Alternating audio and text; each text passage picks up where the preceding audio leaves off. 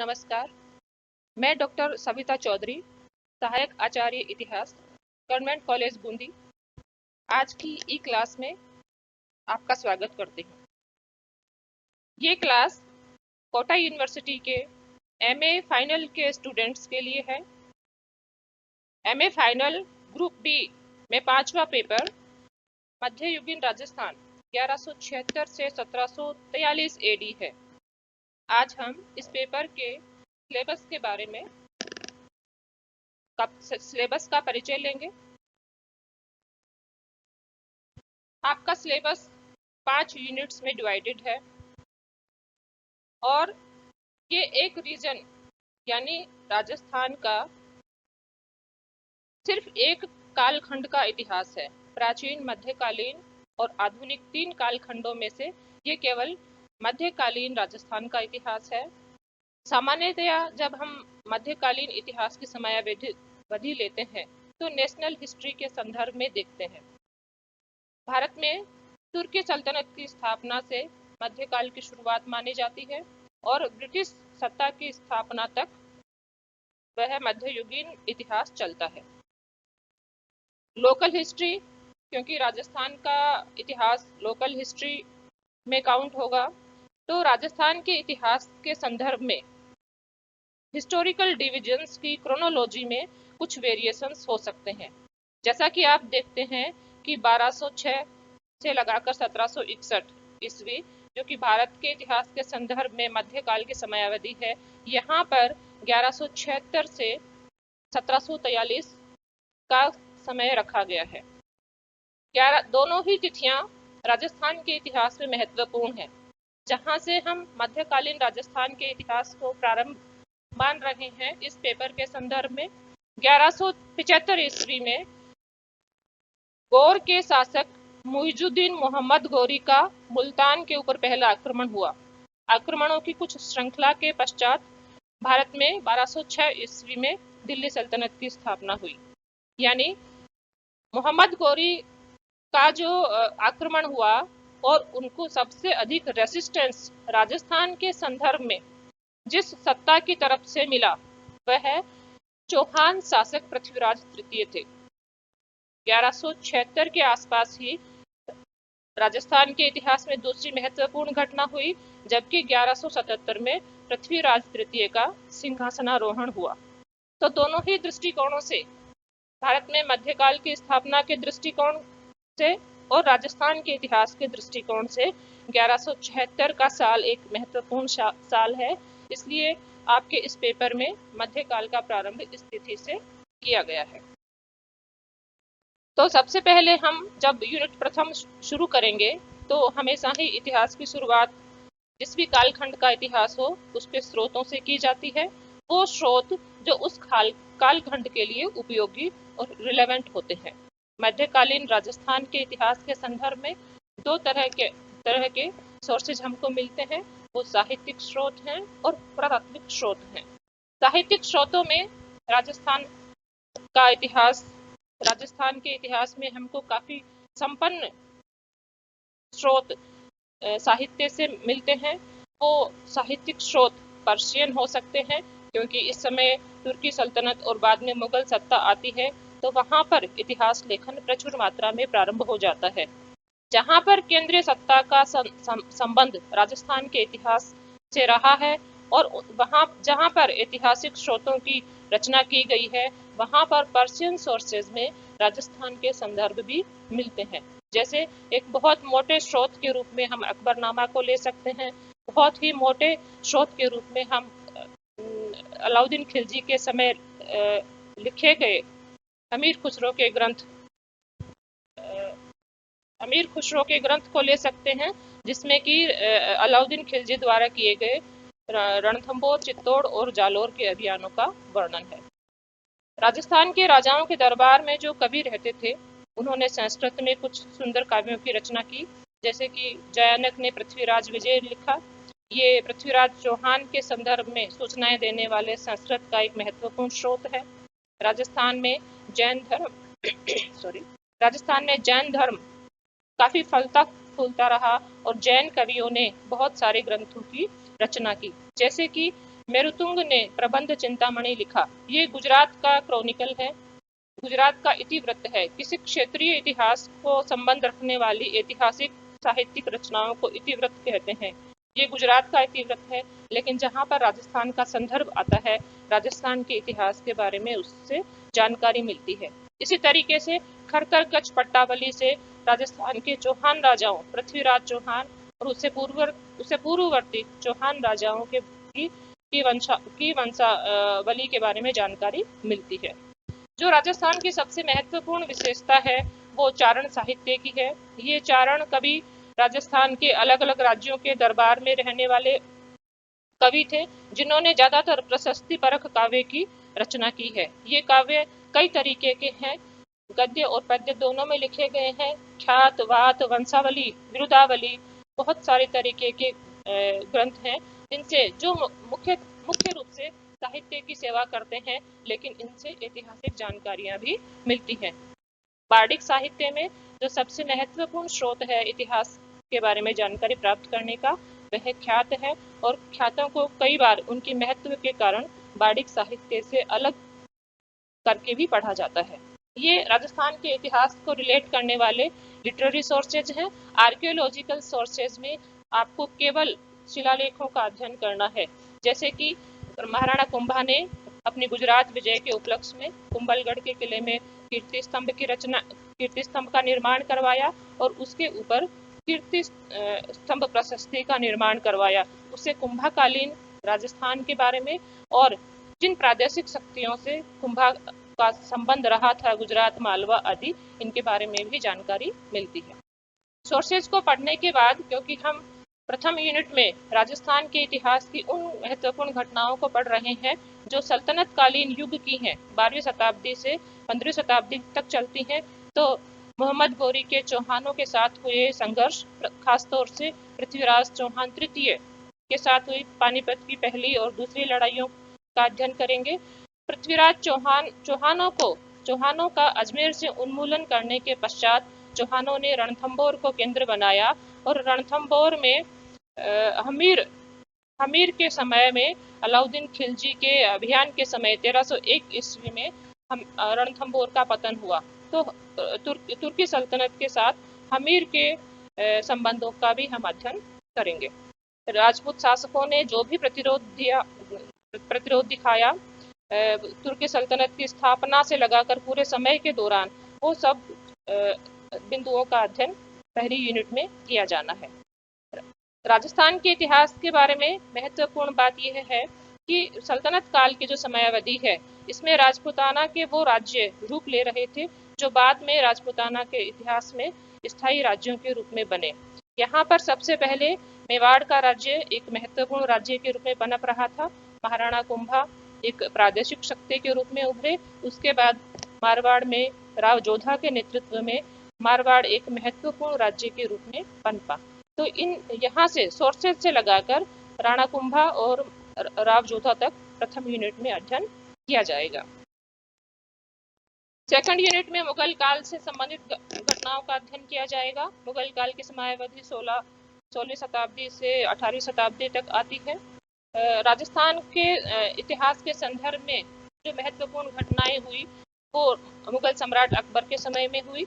अकबर ने राजपूत राज्यों के साथ सहयोगात्मक संबंध स्थापित किए, जो न केवल भारत के इतिहास में वरन राजस्थान के इतिहास की भी महत्वपूर्ण घटना मानी जाती है, क्योंकि अकबर के साथ सहयोगात्मक रिश्तों ने राजपूताना के शासकों को वो संभावनाएं प्रदान की मुगल दरबार के मनसबदार के रूप में, जो उनको अपने छोटे छोटे राज्यों में उपलब्ध नहीं थी, और अकबर से संबंध बनाकर राजस्थान के कई राज्य मुगल दरबार के प्रमुख मनसबदारों में और भारत के प्रमुख राज्यों में शामिल हुए। ये राज्य थे जयपुर का आमेर राजवंश, उदयपुर का गुहिलोत राजवंश, जोधपुर का राठौड़ राजवंश।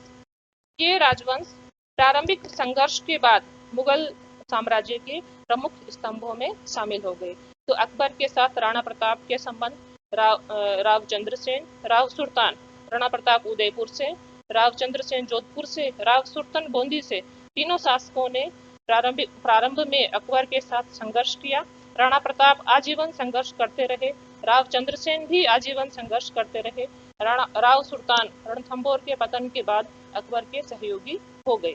तो उदयपुर और जोधपुर के संदर्भ में मुगलों के साथ सहयोग, इन राज्यों का उदयपुर और मारवाड़ का क्रमशः राणा प्रताप और राव चंद्रसेन की मृत्यु के बाद राणा प्रताप के बेटे अमर सिंह और राव चंद्रसेन के छोटे भाई मोटा राजा उदय सिंह के समय में स्थापित हुआ।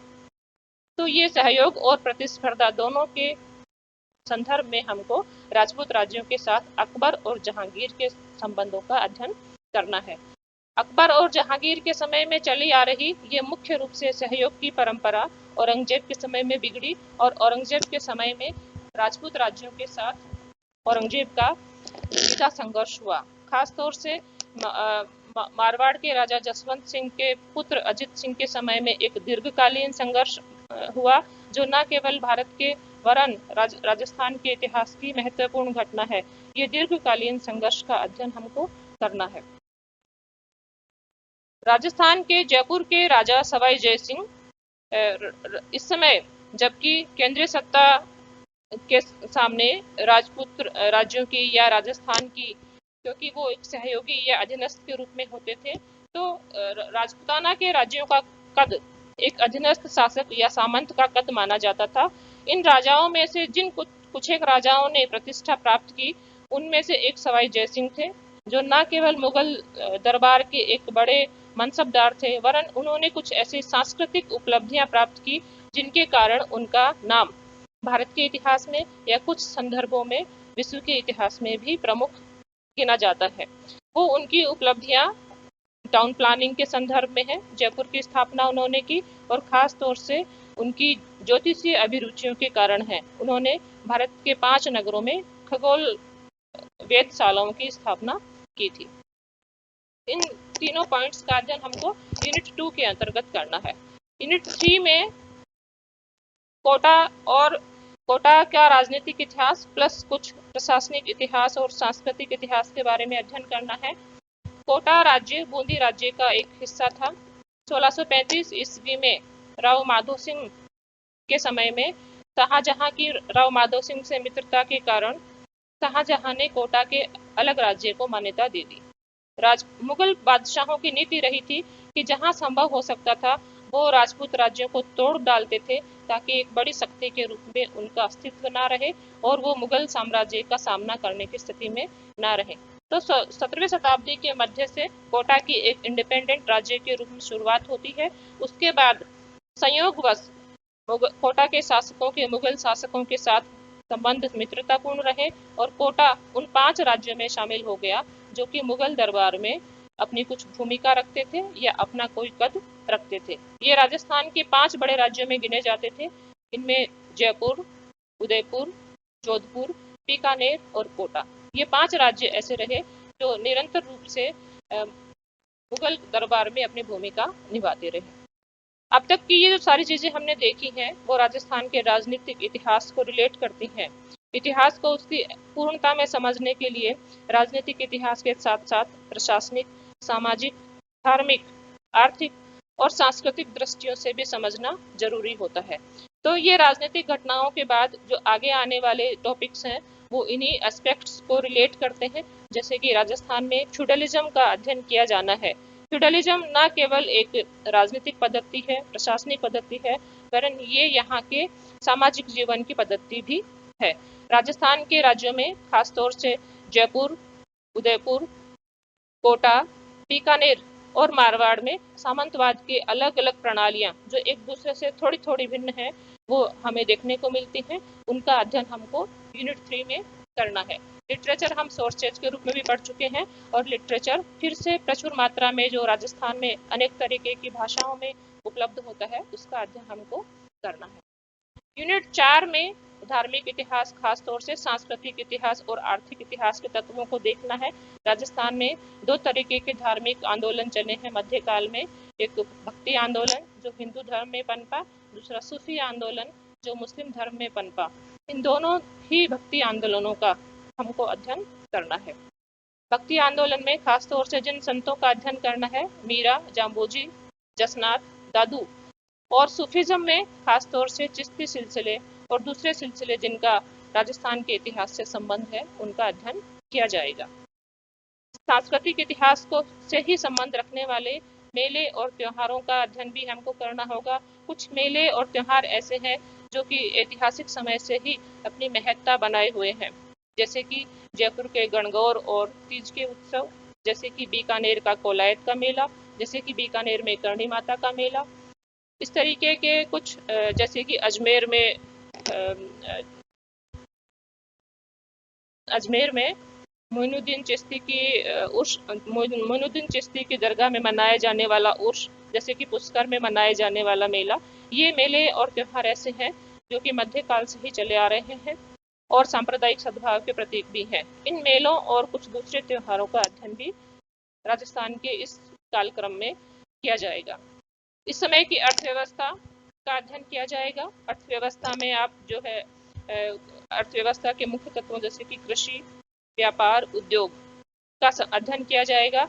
यहाँ पे पाई जाने वाली मुख्य फसलें जैसे कि हाड़ौती में धान की खेती, अफीम की खेती, और राजस्थान के जो नज़दीक के राज्य हैं जैसे कि गुजरात या उससे दक्षिण में इनके व्यापारिक संबंध, मालवा के साथ इनके व्यापारिक संबंध, सिंध के साथ इनके व्यापारिक संबंध, और इस अर्थव्यवस्था में गांव का शहर के साथ किस तरीके का संबंध था, इन तत्वों का अध्ययन यूनिट 4 में किया जाएगा।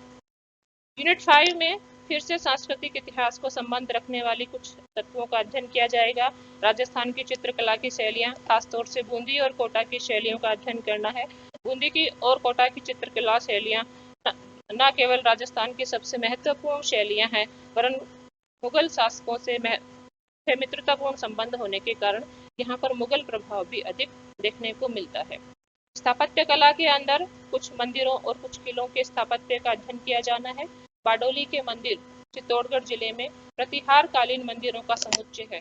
ये हालांकि कालक्रम की दृष्टि से मध्यकालीन राजस्थान में समाहित नहीं होता है, लेकिन गुप्तकालीन इक्के दुक्के मंदिरों के उदाहरणों के पश्चात राजस्थान में जो मंदिर प्रचुर मात्रा में मिलने लगते हैं वो प्रतिहार कालीन ही हैं, और बारडोली उसमें 8वीं से 10वीं शताब्दी के बीच में पाए जाने वाले हिंदू धर्म से संबंधित और शैव संप्रदाय से संबंधित मंदिरों का समुच्चय है। तो हम ये कह सकते हैं कि मंदिर स्थापत्य की जो शुरुआत राजस्थान में प्रारंभ होती है वह खासतौर से प्रतिहार कालीन या बारडोली जिसका एक उदाहरण है उसी कालक्रम से प्रारंभ होती है।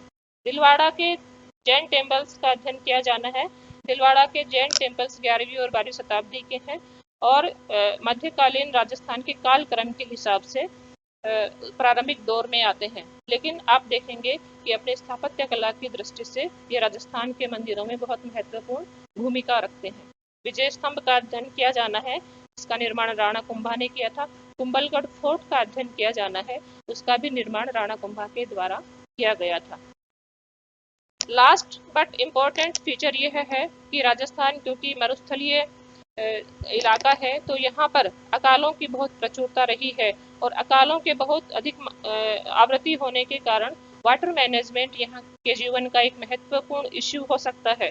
तो यहाँ पर आप देखेंगे कि वाटर हार्वेस्टिंग के लिए बहुत सारे तरीके के रिजर्वायर्स का निर्माण किया जाता रहा है, और उनमें से वाटर हार्वेस्टिंग का एक तरीका है बावड़ी का निर्माण किया जाना। राजस्थान में हाड़ौती में खास तौर से और दूसरे राज्यों में भी अनेक जगह है बावड़ियाँ बहुत संख्या में मिली हैं। तो बावड़ियों के स्थापत्य के बारे में हमको मेवाड़, मारवाड़, बीकानेर और कोटा राज्य के संदर्भ में अध्ययन करना है। ये पांचों यूनिट्स हैं, इसमें राजस्थान के राजनीतिक, धार्मिक, आर्थिक, सांस्कृतिक, इतिहास के पहलुओं का अध्ययन करना है। जिन किताबों से आप ये पेपर तैयार कर सकते हैं उनकी एक लिस्ट हमने बनाई है। जगदीश सिंह गहलोत की किताब राजस्थान राजपुताने का इतिहास वॉल्यूम 1 एंड 2, दशरथ शर्मा की किताब Rajasthan through the ages volume 1, early Chauhan dynasties, ये भी दशरथ शर्मा की किताब है। गोपीनाथ शर्मा की किताब राजस्थान का इतिहास, social life in medieval Rajasthan. रघुवीर सिंह की किताब पूर्व आधुनिक राजस्थान। ML शर्मा की किताब कोटा राज्य का इतिहास। धन्यवाद।